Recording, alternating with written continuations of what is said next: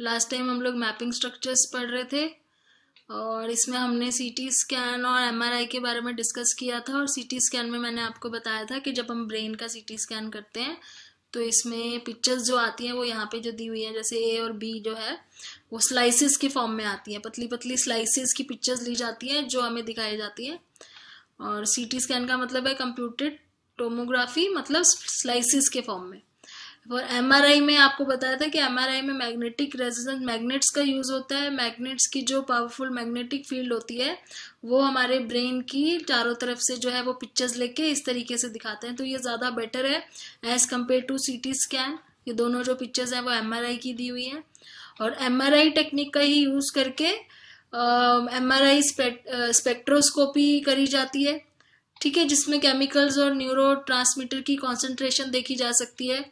Diffusion tensor imaging भी MRI scan को ही use करा जाता है, जहाँ पे ग्रे मैटर और वाइट मैटर को स्टडी करना इजी हो जाता है डीटीआई की वजह से। उसके बाद हम जो आए थे मैपिंग फंक्शन, वो आया था इलेक्ट्रोएन्सेफेलोग्राम वाला, जिसमें वो ऐसे इस तरह की इलेक्ट्रिकल वेव्स देखी जाती हैं। तो यहाँ पे जब हम ब्रेन की स्टडी करते हैं, और ये सबसे पहले 1924 में हुई थी, हैंस बर्जर ने की थी, तो हम लोग स्कैल्प पे वो लगाते हैं, इलेक्ट्रोड्स लगाते हैं और इलेक्ट्रिसिटी, इसमें हम शॉक नहीं दे रहे हैं, हम सिर्फ जो ऑलरेडी ब्रेन में इलेक्ट्रिक वो हो रही है, एक्टिविटी हो रही है, उसको हम रिकॉर्ड करते हैं, उसको स्टडी करते हैं। तो इसमें 4 तरह की वेव्स मैंने आपको बताई थी कि बीटा वेव्स है जो वेकिंग एक्टिविटी करती हैं, और स्लो है अगर थोड़ी सी वेव्स तो उसको अल्फा बोलते हैं जो रिलैक्सेशन के टाइम पे होती है। और अगर कोई वेव्स बहुत ही ज्यादा स्लो दिखा रहा है तो वो ड्राउजीनेस और स्लीपिंग टाइम पे जिस तरीके से होती है हमारी। और डेल्टा वेव्स है जो बहुत ही लार्जर वेव्स है, लार्जर मतलब जो ऑलमोस्ट ये सीधी हैं, जो बहुत बड़ी वेव है और ऑलमोस्ट सीधी है, तो ये तब होता है जब हम बहुत डीप स्लीप में हो, सो रहे हो। तो यहाँ पे आपके ब्रेन की इलेक्ट्रिकल एक्टिविटी को वेव्स की फॉर्म में ईसीजी के थ्रू देखा जाता है। इसमें एक और चीज दी है, एक और टेक्निक है ईईजी की बेस पे ही, ईईजी बेस्ड टेक्निक है, इसको बोलते हैं ईआरपी, इवेंट रिलेटेड पोटेंशियल। इसमें multiple presentation of a stimulus are measured during an EEG and then average to remove variation in the ongoing brain activity that is normally recorded. The result is a measurement of the response of the brain related to the stimulus itself or an event related potential. ERP में क्या करते हैं कि multiple stimulus multiple वो लेते हैं हम लोग, प्रेजेंटेशंस लेते हैं, मतलब मल्टीपल टाइम्स उसको मेजर करते हैं, फिर उसकी एवरेज लेके उसमें से एक्स्ट्रा जो चीजें वो हटा देते हैं, तो पर्टिकुलरली हमें जिस स्टिमुलस का रिस्पॉन्स चाहिए वो उसमें मिल जाता है। इवेंट रिलेटेड पोटेंशियल मतलब जो इवेंट से रिलेटेड हमें रिस्पॉन्स चाहिए वो इसमें पर्टिकुलरली मिलता है। जैसे एग्जांपल इन्होंने एक दिया हुआ है यहाँ पे, one recent study has investigated differences in brain processing associated with recognition of facial expression of emotion in individuals with and without schizophrenia. वो ये देखना चाहते हैं कि देखा गया है कि उसमें स्टडी में कि फेशियल एक्सप्रेशन को कैसे रिकॉग्नाइज करते हैं वो लोग जिनको स्किज़ोफ्रेनिया है और जिनको नहीं है। तो इस तरह की स्टडी इन्होंने करी है ईआरपी के थ्रू। और ईआरपी जो है ना, आपका ये पॉइंट देखो यहाँ पे इंपॉर्टेंट है, ये क्वेश्चन में आ सकता है आपको कि ईआरपी जो है वो एक पॉसिबल मेथड है लाइट डिटेक्शन का। आप ईआरपी ब्रेन वेव्स के थ्रू ईआरपी की टेक्निक से आप लाइट डिटेक्शन कर सकते हो, मतलब कोई झूठ बोल रहा है तो उसमें क्या होगा, ये टोटल वेव्स ली जाएंगी, उसमें से बाकी चीजें हटा देंगे और खाली वो वाली छोड़ देंगे जिसमें आप झूठ बोलते हो और आप उसका रिस्पॉन्स देखते हो कि किस तरीके से उसका रिस्पॉन्स आता है झूठ बोलते टाइम। तो मतलब इवेंट रिलेटेड है, खाली आपको जो चाहिए उससे रिलेटेड आप देखते हो। उसके बाद आता है एक और है ये magnetoencephalography, MEG, magnetoencephalography uses a device that are very sensitive to magnetic fields called super conducting quantum interference devices. हो सकता है ये नाम आपको fill in the blanks, match the following इस तरह के क्वेश्चंस में आ जाए, मल्टीपल चॉइस में आ जाए, तो ये नाम आप बिल्कुल ध्यान रखना। यहाँ पे काफी सारे नाम है, कंफ्यूजन नहीं होनी चाहिए कि किस टेक्निक का कौन सा है। ये जो सुपर कंडक्टिंग है, बहुत ही ज्यादा सेंसिटिव मैग्नेटिक फील्ड बनती है यहाँ पे मैग्नेटिक एंसेफेलोग्राफी में, MEG में, which are contained in a helmet like device. एक हेलमेट टाइप की डिवाइस बनाई जाती है सर पे, और इसका यूज क्या है, डिमेंशिया, जो भूल जाते हैं ना लोग, जो थोड़े से ओल्ड एज होते हैं जिनको भूलने की बीमारी हो जाती है, डिमेंशिया के जो डिसऑर्डर्स होते हैं या फिर ऑटिज्म जो प्रॉब्लम है उससे रिलेटेड डिसऑर्डर्स को स्टडी करने के लिए। फिर आगे और है आपका पॉजिट्रॉन एमिशन टोमोग्राफी, ये भी है।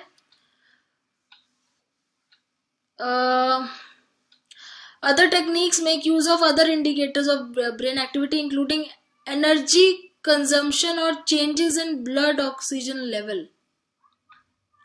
अब यहाँ पे ये कह रहे हैं कि इलेक्ट्रिक एक्टिविटी नहीं देखते, इसके अंदर ये क्या देखते हैं, जब एनर्जी कंज्यूम होती है और आपके ब्लड के ऑक्सीजन लेवल में जब चेंजेस होते हैं, उस टाइम के आपके ब्रेन के जो एरियाज एक्टिव होते हैं ना, वो चीज को स्टडी करते हैं ये।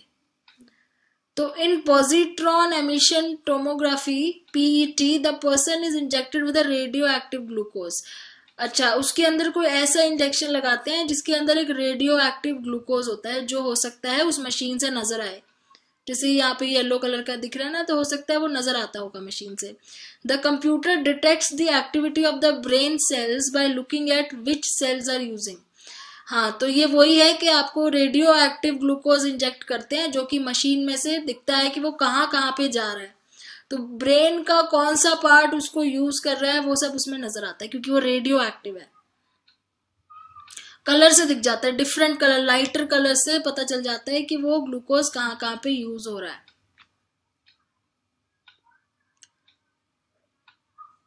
तो इसमें ये कह रहे हैं कि आपसे अलग अलग एक्टिविटीज करवा के ये देख सकते हैं कि कौन से टाइम पे ब्रेन का कौन सा पार्ट उसको यूज कर रहा है। एनर्जी है ना, ग्लूकोज मीन्स एनर्जी, तो वो आपका ब्रेन कौन से टास्क में किस पार्ट का यूज कर रहा है, उस एनर्जी को यूज कर रहा है, तो वो इससे देखी जा सकती है।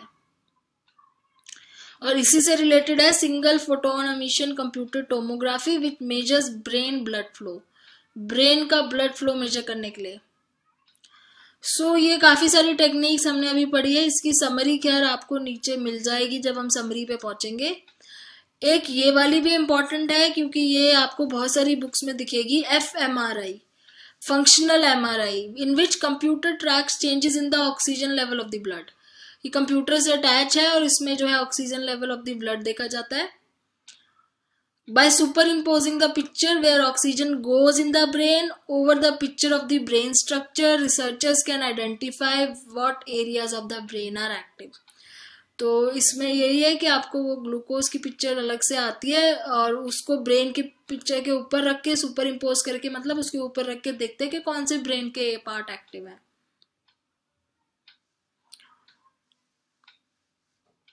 अच्छा, ये कह रहे हैं कि fMRI जो है ना PET से ज्यादा क्लियर पिक्चर देता है, तो इसलिए ये ज्यादा आई थिंक यूज होता है। और वही है अल्जाइमर डिसीज है जो ओल्ड एज में होता है, जैसे डिमेंशिया था, ऊपर अल्जाइमर का डिसीज है, उसके लिए इसको ज्यादा यूज किया जाता है। तो ये आपका था टेक्निक्स, हम कैसे कौन सी टेक्निक्स यूज करते हैं ब्रेन के अंदर के पार्ट्स को, एक्टिविटीज को, सॉरी पार्ट्स को नहीं, एक्चुअली एक्टिविटीज को ब्रेन की स्टडी करने के लिए था। पार्ट्स तो अब हम पढ़ेंगे आगे। अब आते हैं ब्रेन के पार्ट्स के ऊपर। अब ब्रेन के पार्ट्स का जो टॉपिक है इसमें काफी लंबा है क्योंकि इन्होंने अलग अलग पार्ट्स को अलग अलग टॉपिक में डिस्कस किया है। तो पहले इन्होंने लिया था हाइंड ब्रेन।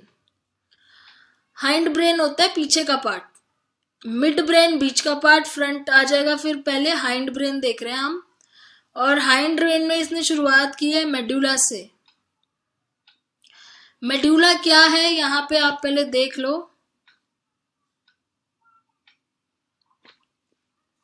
देखो एक बार ये पिक्चर को स्टडी कर लेते हैं। Medulla is a part of hind brain where nerves cross from one side of the body to the opposite side of the brain. Medulla ये वाला पार्ट है, ये बेसिकली यहाँ से फिर नीचे जाओ तो आपका स्पाइनल कॉर्ड शुरू हो जाता है, तो ये मेडुला है, ठीक है।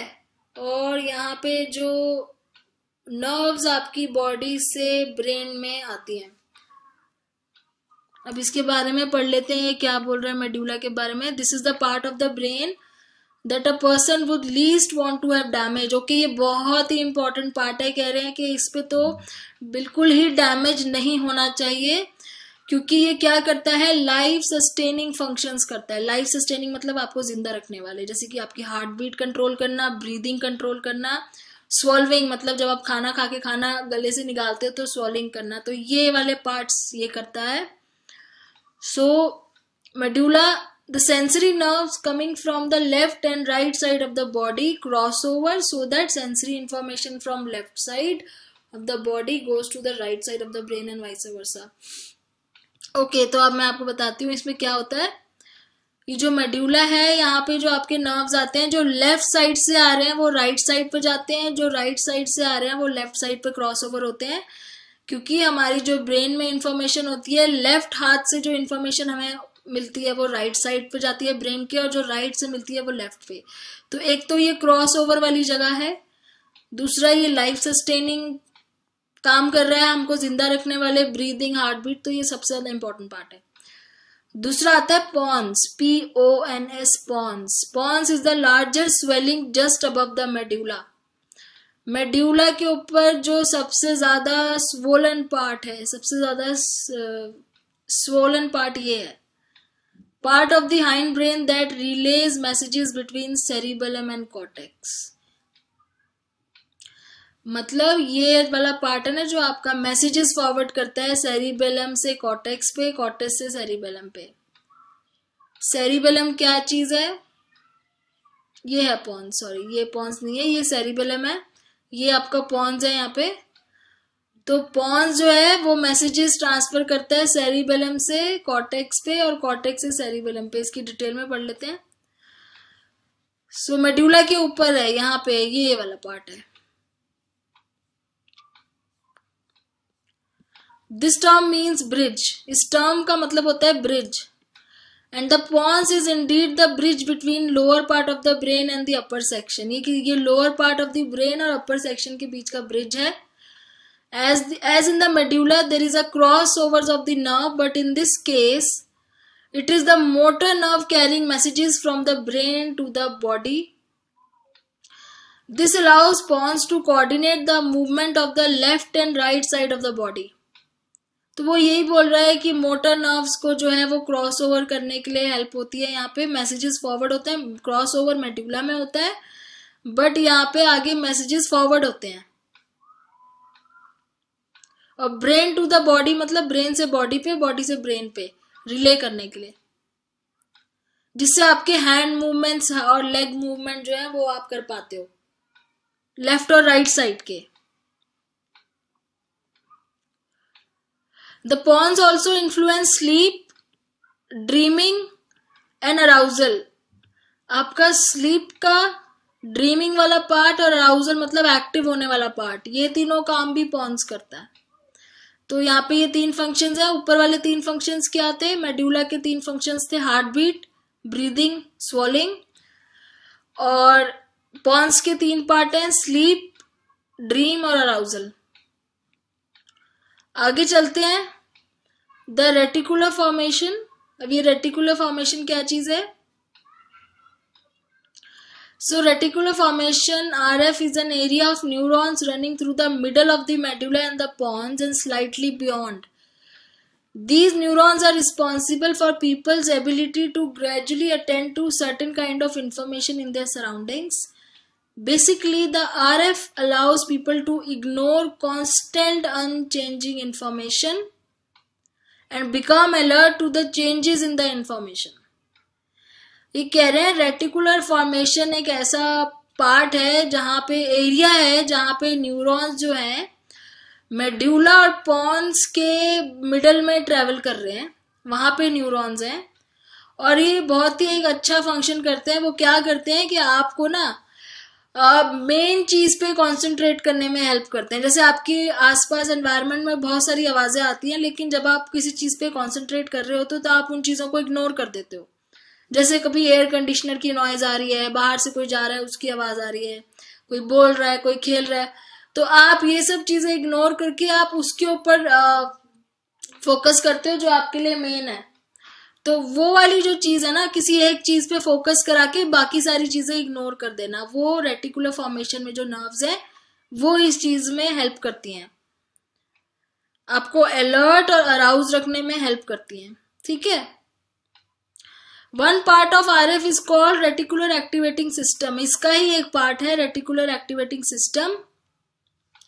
ये आपके ब्रेन के अपर पार्ट को अलर्ट रखता है, आपको अवेक और अलर्ट रखता है, अवेक और अलर्ट रखने के लिए काम आता है। ठीक है।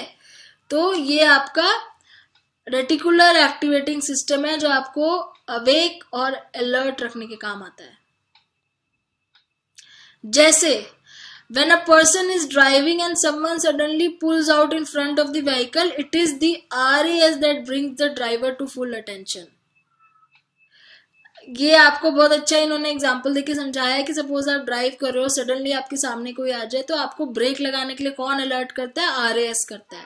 और एक बहुत अच्छा एग्जांपल इन्होंने दिया है कि जब रात में मदर को अपने बेबी की रोने की आवाज आती है तो वो जल्दी से उसको उठ के अटेंड करने लग जाती है, तो वो चीज भी RAS बताता है। वैसे तो अगर बहुत सारी आवाजें आते हैं तो उसकी मदर की स्लीप खराब नहीं होती, लेकिन जैसी वो बेबी की आवाज सुनती है वो एकदम से उठ के देखने लग जाती है, क्योंकि उसको ध्यान होता है कि बेबी की आवाज आएगी तो मुझे उठना है।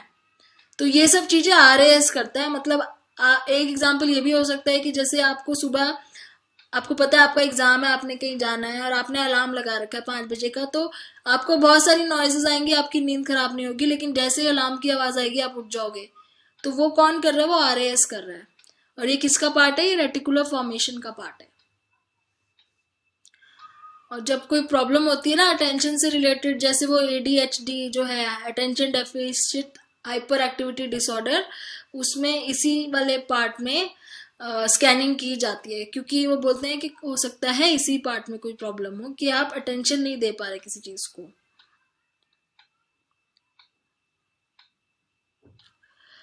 इफ RF इज डिस्ट्रॉयड, अगर RF डैमेज हो जाता है सपोज, तो क्या हो जाता है? They fall into a sleep like coma which they never awaken. अच्छा, अगर आपका RF वाला पार्ट डैमेज हो जाए गलती से तो क्या हो जाता है? Coma, sleep like condition, coma हो जाती है, जिससे कि उठना मुश्किल हो जाता है।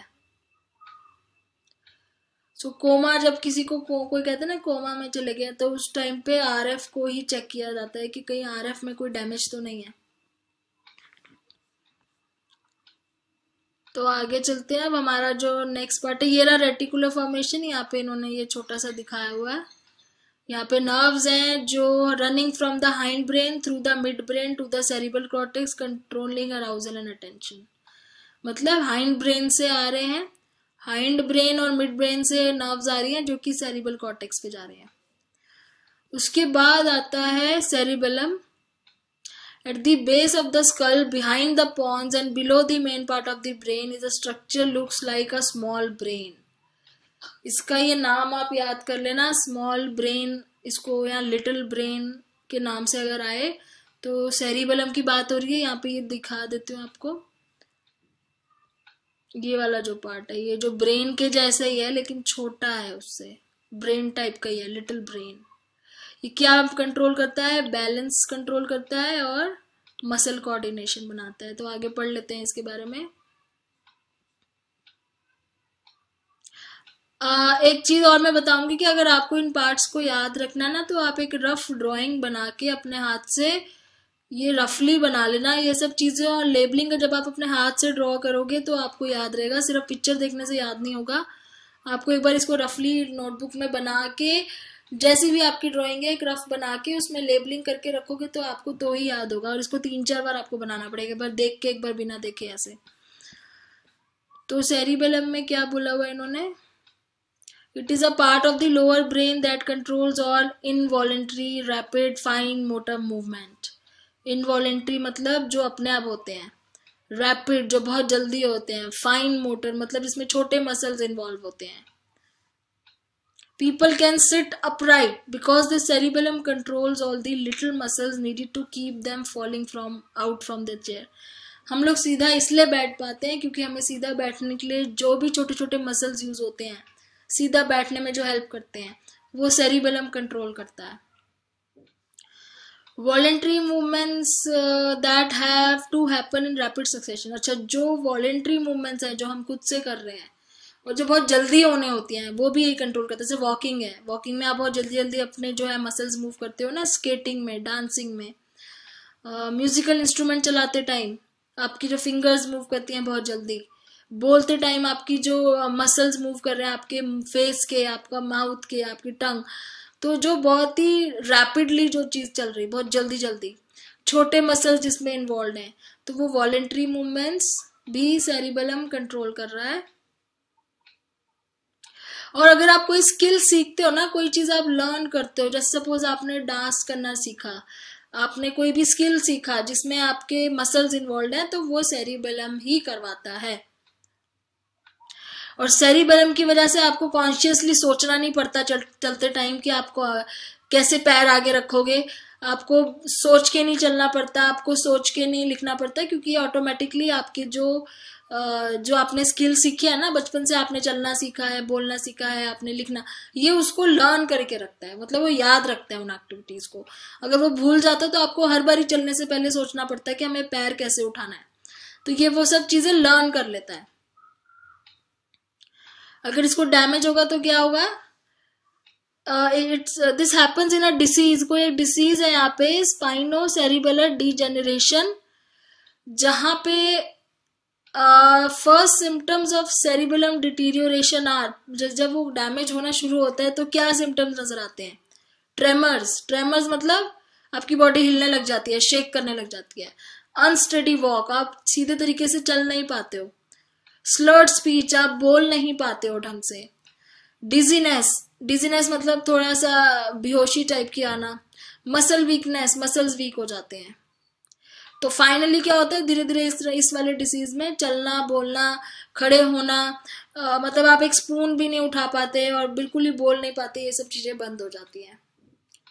These symptoms are similar to what might see in a person who is suffering from alcohol. Okay, very good example. यहाँ पे इन्होंने बोला है कि ये वही सिम्टम्स हैं जो आपको उन लोगों में नजर आते हैं जो ड्रंक होते हैं। ड्रंक मतलब जैसे जिनको नशा चढ़ा होता है, जो पी के जब नशा चढ़ जाता है लोगों को, तो आपने देखा है ना वो कैसे बिहेव करते हैं, वो शेक करते हैं, उनकी बॉडी, वो ठीक से चल नहीं सकते, सीधी लाइन में नहीं चल सकते हैं, सीधा खड़ा नहीं हो सकते, और वो गिरते रहते हैं, उनके मसल्स वीक हो जाते हैं, बोल नहीं पाते। तो वो बिल्कुल वही सिम्टम्स होने लग जाते हैं जब आपके सेरिबेलम में डैमेज होता है। आगे चलते हैं, structures under the cortex. Cortex के अंडर अब कौन से स्ट्रक्चर आते हैं? अच्छा, the cortex which is discussed in detail letter in this chapter is the outer wrinkled covering of the brain. ये वाला जो पार्ट है कॉर्टेक्स, जो ये कह रहे हैं हमने बाद में चैप्टर में डिस्कस किया हुआ है डिटेल में। सो दिस इज द, ये जो रिंकल्ड कवरिंग है ब्रेन की outer, this is the cortex, cerebral cortex नाम पूरा लिखा हुआ है यहाँ पे। तो ये इसके बारे में डिस्कस कर लेते हैं, क्या लिखा है इसमें। इसके अंदर आपका है लिम्बिक सिस्टम।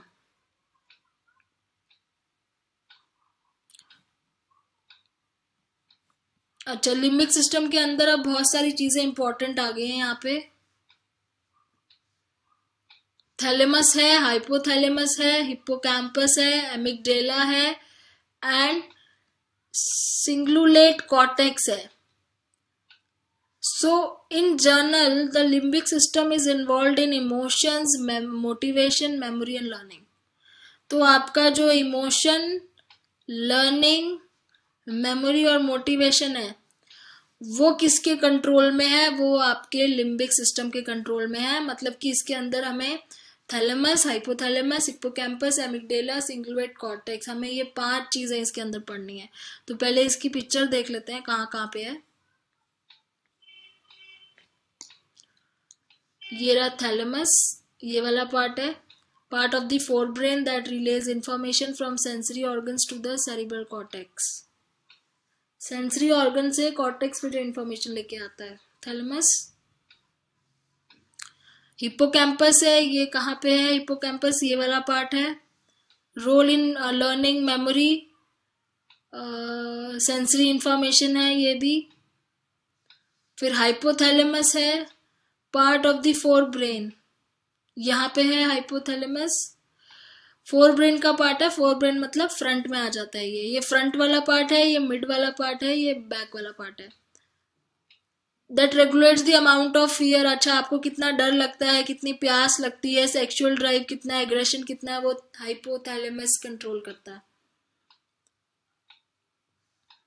मेड्यूला हम पढ़ चुके हैं। पिट्यूटरी ग्लैंड भी हमने पढ़ा हुआ है। पिट्यूटरी ग्लैंड यहाँ पे दिया हुआ है, ये रहा आपका पिट्यूटरी ग्लैंड, ठीक है, जो बाकी एंडोक्राइन ग्लैंड्स को रेगुलेट करता है। तो ये आपके पार्ट्स हैं जो भी हमने पढ़ने हैं, जो बच गए हैं। सो थैलेमस पहले देख लेते हैं। सबसे पहले थैलेमस यहाँ पे भी इन्होंने दिखाया हुआ है, नीचे भी ये देखिए, यहाँ पे ये रहा thalamus. The inner chamber, okay, इसको याद करने का तरीका है, ये इनर चेम्बर है। In some way similar to a triage.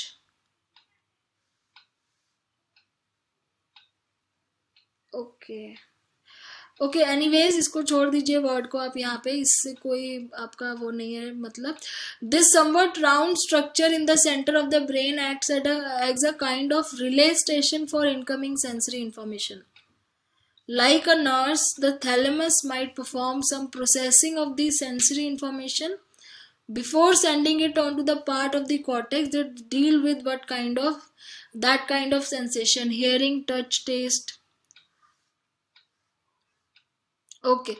अभी कह रहे हैं कि कोई भी सेंसरी इंफॉर्मेशन जो आपकी सेंसरी नर्व लेकर आती है, वो पहले यहाँ पे जाती है, यहाँ पे उसके साथ कुछ प्रोसेसिंग होती है, उसके बाद ही आगे कॉर्टेक्स की तरफ वो इन्फॉर्मेशन जहां पे भी जाना है वहां पे भेज देते हैं। तो रिले का मतलब है वही, मतलब पहले ये कलेक्ट करेगा इन्फॉर्मेशन, फिर आगे भेजेगा। ओके, सो नेक्स्ट आता है आपका थैलेमस के बाद है। अच्छा, एक चीज मैंने यहाँ नहीं बताई आपको, ये कह रहे हैं कि अगर थैलेमस को डैमेज हो जाता है तो क्या प्रॉब्लम आती है, लॉस और पार्शियल लॉस ऑफ एनी। अच्छा, तो आपको हो सकता है सेंसेशंस में प्रॉब्लम आ जाए। कौन सी सेंसेशन, या तो सुनने में, देखने में, आपको कुछ फील होने में, आपको टेस्ट आने में, कोई भी सेंसेशन है जो आपकी, उसमें प्रॉब्लम आ सकती है। कोई पार्शियल लॉस हो सकता है या पूरा लॉस हो सकता है। तो ये काम है थैलेमस का। देन यू हैव ओके, ये जो आगे का जो पार्ट है, जो हाइपोथैलेमस और जो सारे लिम्बिक सिस्टम में आपके आते हैं, थैलेमस से एक बार फिर से मैं दोबारा स्टार्ट करूंगी नेक्स्ट वीडियो में। अभी मैं इसको यहीं एंड कर रही हूँ, तो आप नेक्स्ट वीडियो में इसको डिस्कस करते हैं। Thanks for